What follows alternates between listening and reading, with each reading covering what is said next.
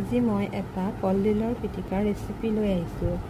চাওঁ আহকচোন মই কেনেকৈ বনাওঁ আৰু আপোনালোকেও জনাব কেনেদৰে বনায়। কলডিলেৰে বহুত ধৰণৰ বস্তু বনাব পাৰি। আজি মই তাৰে এটা পিটিকা ৰেচিপি লৈ আহিছোঁ। চাওকচোন মই কেনেদৰেনো বনাওঁ।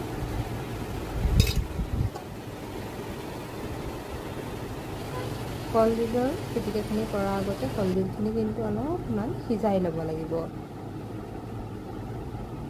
পিটিকাখিনি সিজাই লোৱাৰ পিছত এনেকৈ ধুনীয়াকৈ ভজা পিঁয়াজ অলপ ভাজি ল'ব, কেঁচা জলকীয়া ধুনীয়াকৈ দি ল'ব, আদা নহৰু দি ল'ব, কেঁচা পিঁয়াজো অকণমান দিব, তেতিয়া সোৱাদটো ভাল আহে। অলপ কেঁচা তেল দিব, সোৱাদ অনুসৰি নিমখ দিব। তেনেদৰে খাই মই ভাল পাওঁ আৰু আপোনালোকেও জনাব কেনেকুৱা পালে আমাৰ ভিডিঅ'টো চাই।